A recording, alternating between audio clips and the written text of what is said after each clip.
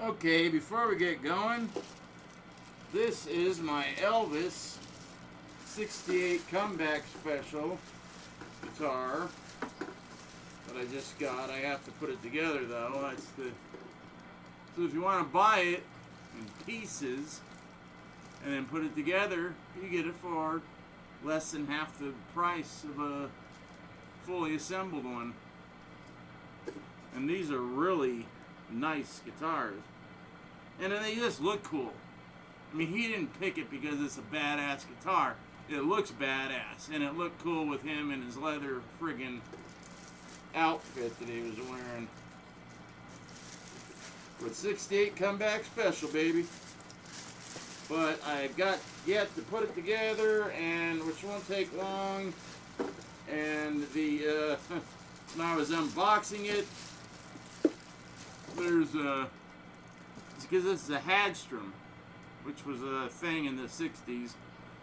The Hagstrom emblem popped off. Boop! So I gotta see if I can either put it back on or put something else there. I'd like to put an Elvis thing there, but I have to find something first. So figured I'd show you that. Don't have a case for it yet, but I'll go get one. Couple days. I was going to go to my cousin's Friday and have that put together, have him put it together and set it up, but he might be taking off. I had this, I had a talk with him because he's 38, soon to be 39. He might be 39, and he's making stupid money, a lot of money, but he's bought a place up in Utah. He doesn't live there, he lives here, his job's here.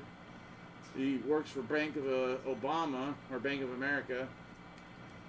Really good money. I'm like, dude, you know how old I was when I got married the second time? He goes, no. What, like 40 something? I go, no, I was 38.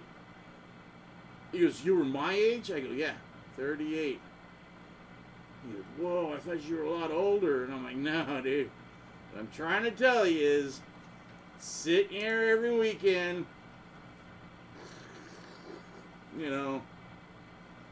toking it and watching YouTube or whatever is cool to relax. But he wasn't even having to go into work.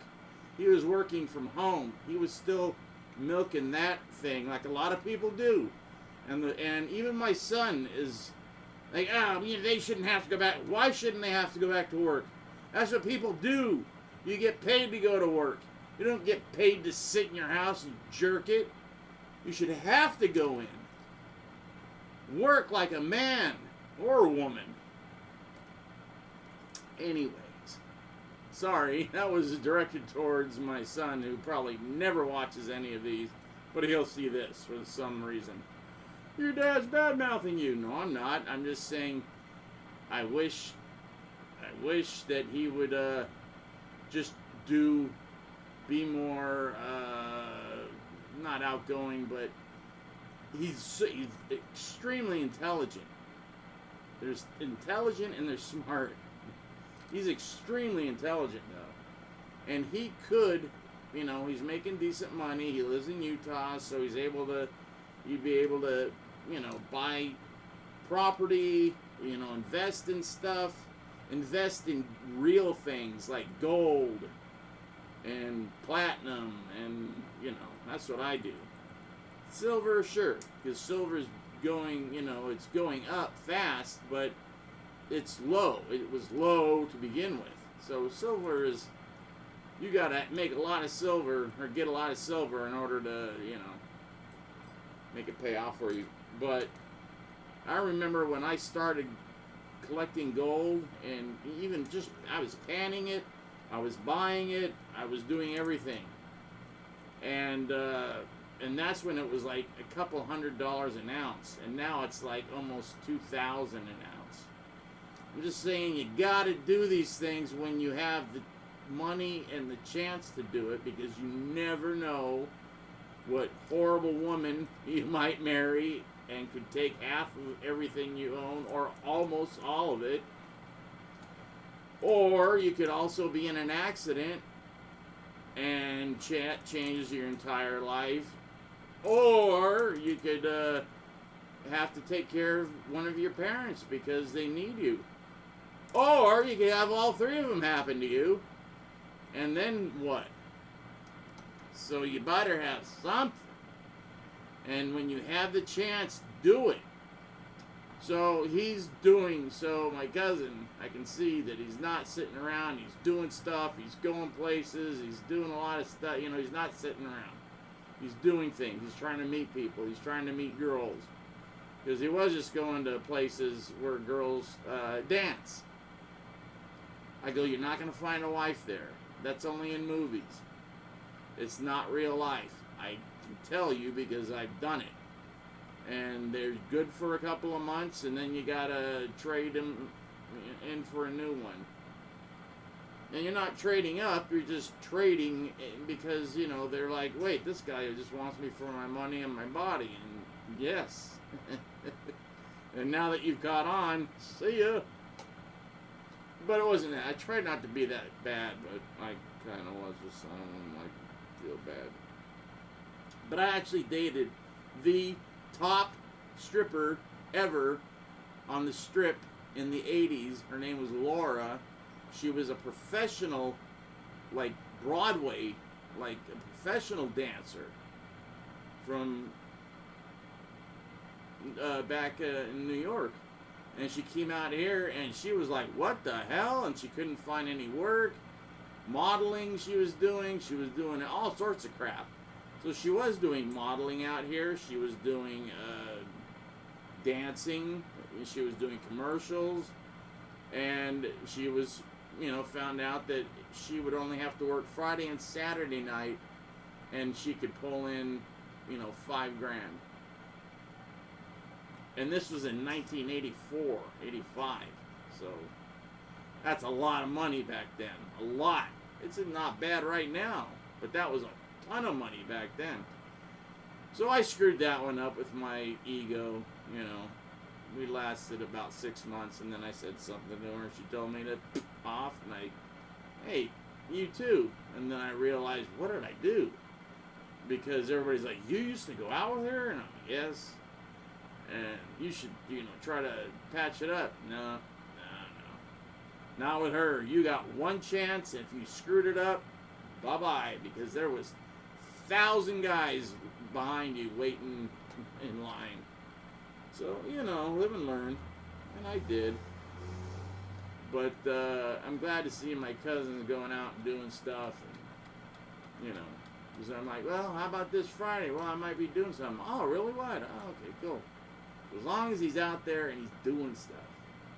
Because usually he was just ready for me to come over anytime because he's just sitting there, And I'm like, wow. But he was buying a lot of stuff on Amazon and stuff and eBay. And I'm like, dude, you're getting caught in the trap I got caught in. And I didn't have money coming in. I just had a lot of money that I had stashed away from when I was working, and I blew through all of it. So I turned all my money into guitars, and now most, if not all, no, most of those guitars have been sitting in storage for 5 years. And it's not really good storage where it's climate controlled, really good climate controlled. It's just in a warehouse, in a box. I'm hoping, I mean, we're talking original Jacksons, you know, my Thunderbird, my 76 Thunderbirds, Gibson Flying V's, Gibson Explorers. And all I was thinking, because people are like, are you sure you want it? And I'm like, oh, no, I don't want this to go in there. Here, could you take this? And could you take that? Could you take this? And now everybody's moved. They've moved out of the state, and they gave the guitars back. And I had to give them to my cousin, because he's, you know, got his parents' old house. So he's got some room, but he doesn't have enough room to take all of my guitars, because there are a lot of guitars. Like I said, over 150. That's stupid. And if he moves, I told him, if he moves, take him, dude. You can play him. He goes, some of them I don't want. He goes, why don't we go down there and go through them, and I'll take the ones I want. And I'm like, okay, that's a good idea, because I know he'll end up taking like 20 of them, and they'll be good ones, and at least they'll be.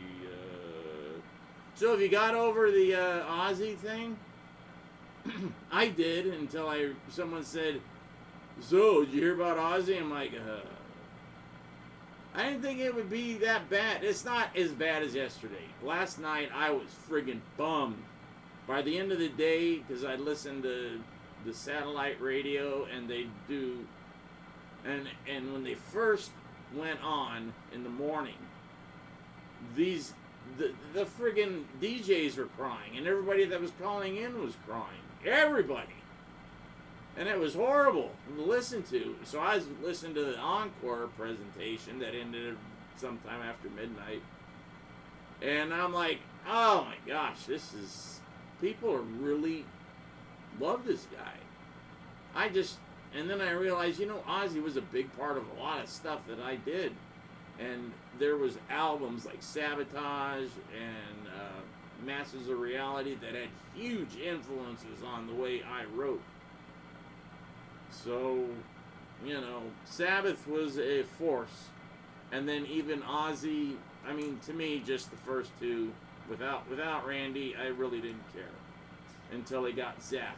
And then after 2 albums, I didn't care again. As soon as I heard Mama, I'm Coming Home, I'm like, Mama, I'm Coming Home. I still don't like the song. But a lot of people do. I don't like that song, the Scorpions. That just reminds me of driving home from Vegas hungover and that damn song playing on every rock station. Why do they play that every Sunday? Oh my gosh. Because they're trying to play mellow stuff because they know everybody's like, nah. But I don't want to hear it because then it just reminds you of hangovers. Until we got to Baker, and then the hangover would start to lift because we'd been drinking since Vegas. And then we'd stop drinking at Baker, and then drink a little bit in Victorville, and then stop, and then go home and pass out. But I'm glad those days are gone because they were hard. It was hard being an alcoholic and a druggie. It was hard. Hard work, and if you lived through it, you were lucky. You were lucky, and I was lucky.